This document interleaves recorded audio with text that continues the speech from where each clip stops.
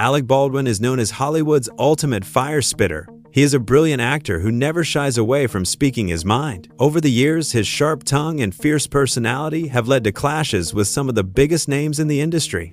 I'm sorry, man, but I don't give a about your character. From blockbuster sets to Broadway stages, these 6 actors have tested his patience, sparked his temper, or left him holding a grudge. Starting from number 6, we have Harrison Ford.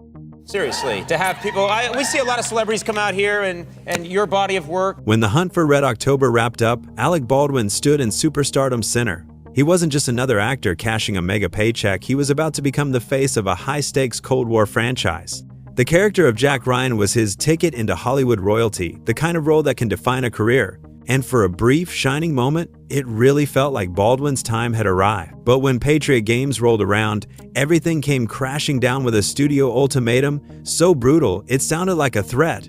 Sign on for an open-ended sequel deal, or we'll hand the role to someone else.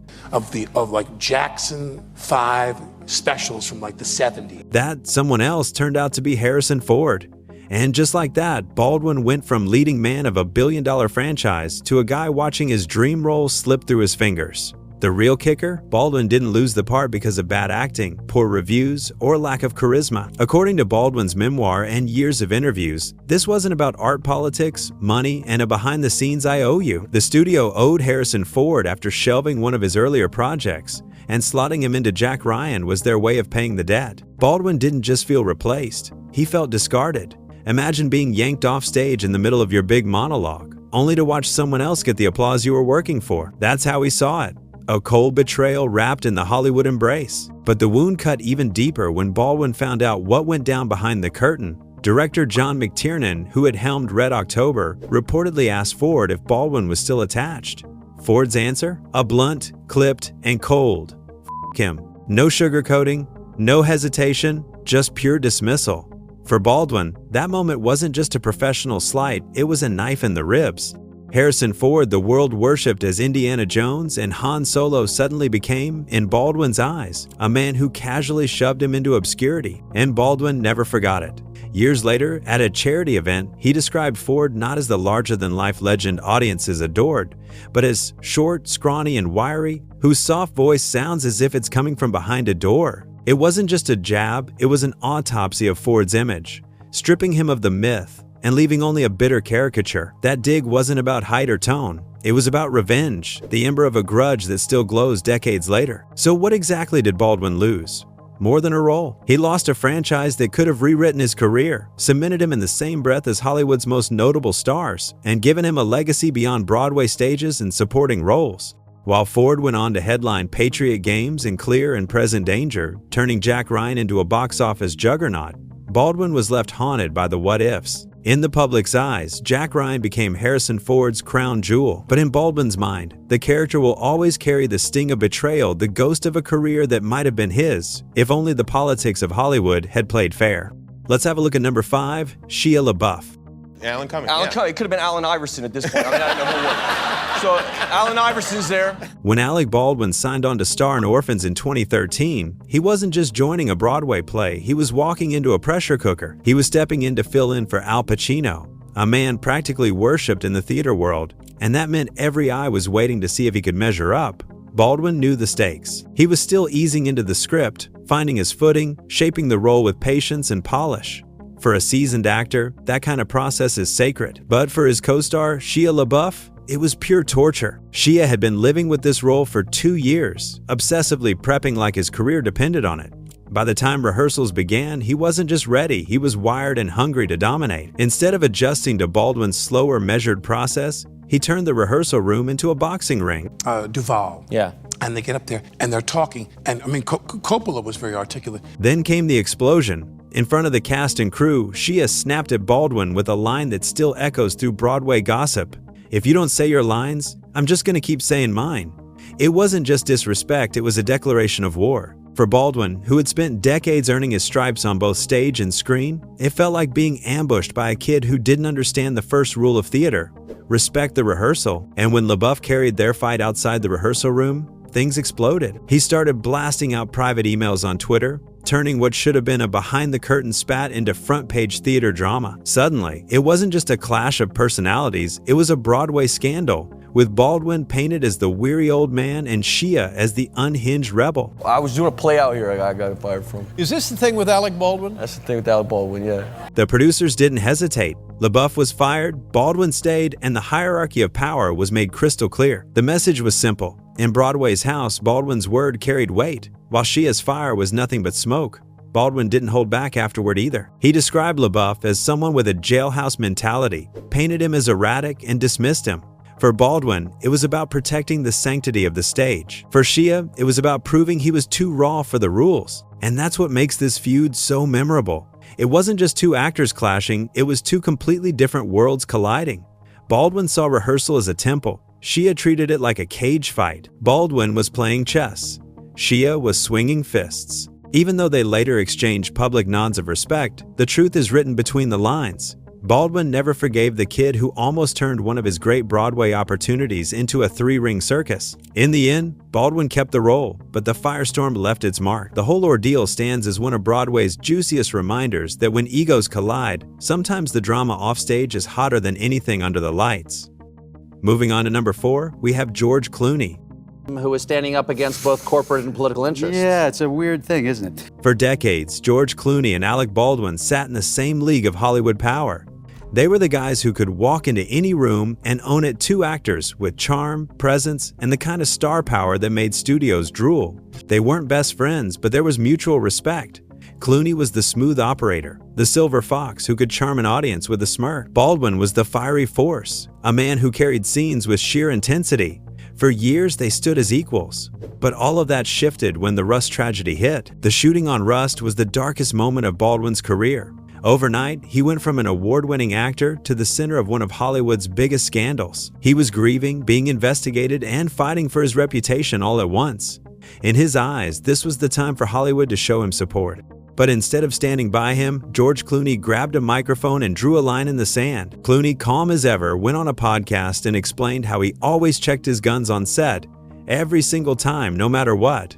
He didn't say Baldwin's name directly, but everyone knew what he meant. The message was clear. Baldwin didn't do the basics, and that mistake cost a life. Coming from Clooney, the industry's polished golden boy, the words cut like a knife. This wasn't some random critic, it was George Clooney himself, basically telling the world Baldwin had dropped the ball. I thought there were a number of misconceptions. For Baldwin, the sting was unbearable. He was already in the fight of his life, and now one of Hollywood's most respected voices had thrown him under the bus. He snapped back on an interview, his tone sharp and biting. He said Clooney was talking without context, making smug comments that were misplaced and unhelpful. Baldwin made it clear he didn't need Clooney's safety lessons, and he wasn't about to take advice from someone who wasn't even there. And here's where the clash really turned into a spectacle. The two men couldn't have been more different in their delivery. Clooney was calm, polished, almost professor-like. He sounded like he was giving a lecture from a safe distance. Baldwin, on the other hand, was all fire and fury, spitting his words like he'd just been betrayed by a brother. In Baldwin's world, Clooney hadn't just questioned his skills, he had questioned his integrity. The rift hasn't healed. Clooney's comments left Baldwin looking careless at best, reckless at worst. Baldwin's rebuttal painted Clooney as arrogant, detached, and clueless about what really happens on a low-budget film set. Neither one backed down, and both dug in. For Clooney, it was about safety and principle. For Baldwin, it was about survival and pride. And now, what was once a peer-to-peer respect has become a lasting scar, a golden boy, and a firebrand locked in a feud that turned one of Hollywood's most tragic moments into a very public war of words. Now let's have a look at number 3, Kim Basinger. Especially this week. Because as I'm sure a lot of you already know, Kim and I are newlyweds. When Alec Baldwin met Kim Basinger on the set of The Marrying Man in 1990, it felt like fate. Two beautiful stars at the height of their powers, thrown together in a romantic comedy Hollywood couldn't have scripted it better. Baldwin was smitten, head over heels, convinced he'd found the great love of his life. By 1993, they were married, and soon after came their daughter, Ireland. To the outside world, they looked like royalty. Baldwin, the intense leading man, and Basinger, the icy blonde goddess. They were the couple you'd expect to see on red carpet carpets, flashing perfect smiles, the picture of glamorous stability. But inside their home, the reality was nothing like the fairy tale. Baldwin would later admit that their marriage was shaky from the start. Fame put them under constant pressure, their tempers clashed, and their views on family life couldn't have been more different. He described their relationship as a storm beautiful in flashes, but endlessly turbulent. And eventually, the storm tore them apart. And going back to work whatsoever. None. And when I read this, By 2002, their marriage was over, but the divorce was just the beginning of Baldwin's worst nightmare. What followed was a custody battle so bitter, it practically became its own Hollywood saga. Baldwin accused Basinger of trying to cut him out of their daughter's life, dragging him through court dates, filings, and endless fights. In his memoir, A Promise to Ourselves, he compared the ordeal to psychological torture. He said it felt like he was walking through a nightmare with no end. At one point, Baldwin confessed the depression was so heavy he wondered if life was even worth continuing. That's how deep the wounds went. Then came the moment that changed everything, the infamous voicemail. In a fit of rage and despair, Baldwin left a message for young Ireland, and when it leaked to the press, it detonated like a bomb. The tabloids had a field day, branding Baldwin as an abusive father. Headlines screamed, critics piled on, and overnight, his reputation was torn apart. Baldwin himself said that the voicemail wasn't evidence of cruelty. It was evidence of years of pent-up frustration, of being pushed to the brink by a custody war he believed Kim was waging with ruthless intent. But in the court of public opinion, the damage was done. For Baldwin, that voicemail became the scarlet letter of his career. He wasn't just dealing with heartbreak, he was dealing with humiliation on the world stage. And the pain didn't fade with time. Even years later, when Baldwin talks about Basinger, the bitterness lingers. He doesn't describe her as a lost love. He describes her as the person who inflicted the deepest wound of his life. Parental alienation became his rallying cry, the phrase he used to describe how he felt Basinger had turned their daughter against him. To Baldwin, this wasn't just a messy divorce, it was a war. And Kim Basinger wasn't just an ex-wife, she was the general on the other side of the battlefield. Love turned into war, and war left scars Baldwin still carries. The Hollywood romance that began like a dream ended like a tragedy, with Baldwin forever marked by the battle he never wanted but could never escape. Moving on, let's have a look at number 2, Jack Nicholson. And Tom and Jerry and Bill Hanna and Joe Barbera. I saw Marilyn. If there was one Hollywood heavyweight Alec Baldwin could never quite outrun, it was Jack Nicholson. From the moment Baldwin started climbing the Hollywood ladder, the comparison followed him like a curse. Casting agents, critics, even fellow actors would say, he's like a young Jack Nicholson. At first, it might have sounded flattering after all. Nicholson was one of the greatest to ever do it. But for Baldwin, the compliment quickly turned into a chain. And it is very fit. How do you do it after so many years? He didn't want to be the next Nicholson. He wanted to be Alec Baldwin. Yet everywhere he went, Nicholson's name was already in the room, casting a shadow Baldwin couldn't shake off. And Nicholson's shadow wasn't just big, it was enormous. By the 1990s, Nicholson wasn't just an actor. He was Hollywood royalty, the guy who could do no wrong. While Baldwin had to fight tooth and nail for respect, Nicholson floated above it all, riding on reputation, charisma, and that devilish grin. Who's a film producer, was there. And Carol Burnett got up to give...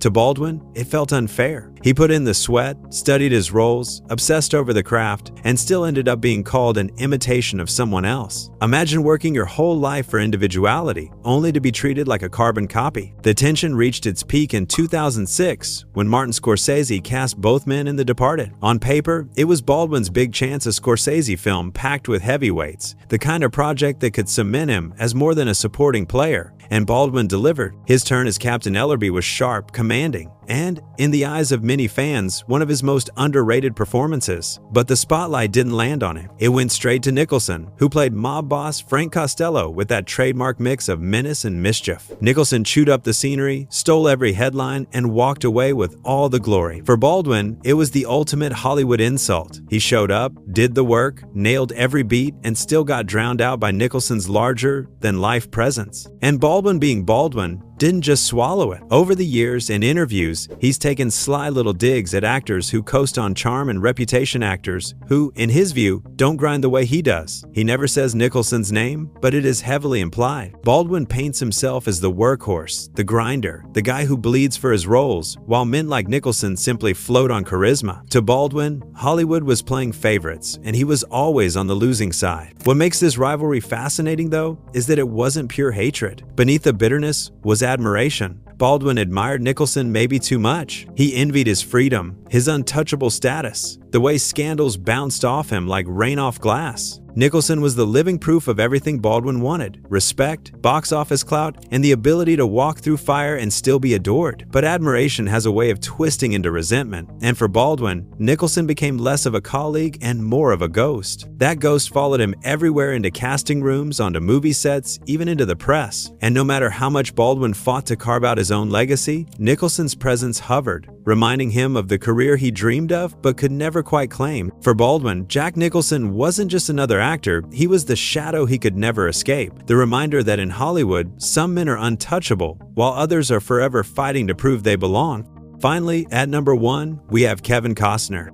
With this mustache and the soul patch going on, it really is working for you. Alec Baldwin never forgets an attack, especially when it involves family. And that's where Kevin Costner comes in. On paper, the two should have been allies, leading men of the late 80s and 90s, both carving out careers in Hollywood blockbusters. But when Costner ended up in a nasty legal battle with Alec's brother Steven, the lines were drawn. Bunch of movies. More to come. More to come. Writer, producer, director, I'm pretty sure. Yeah. Stephen Baldwin accused Costner of cutting him out of a lucrative oil cleanup deal after the BP spill. The case went to court with millions of dollars on the line. In the end, Costner walked away the winner, and Stephen was left humiliated and empty-handed. To Alec, this wasn't just business, it was betrayal. And if you know Baldwin, you know he's the type to take his family's fight and make it personal. What makes it sting even more is how different Costner's image has always been. Costner is calm, composed, the picture of Hollywood nobility, whether he's saving the frontier in Dances with Wolves or building dreams in a cornfield. Baldwin, meanwhile, has lived with chaos trailing him. The headlines, the outbursts, the controversies. Watching Costner glide through Hollywood with that quiet confidence must have felt like pouring petrol into an already burning fire. To Baldwin, it wasn't just that his brother lost it, was that Costner barely seemed to break a sweat while doing it. Did you ever feel like overwhelmed with what's more beautiful and what's more something that can... So while Alec and Kevin never went face-to-face on screen or traded public insults, the resentment has lingered. For Baldwin, Costner symbolizes the kind of Hollywood power player he can't stand: the guy who wins big, keeps his hands clean, and leaves the Baldwins nursing a grudge that never quite fades. In the end, Alec Baldwin's story isn't just about the roles he played, it's about the drama, the clashes, and the battles that he had to fight. These are the 6 actors Alec Baldwin hates the most. Don't forget to like, share, and subscribe.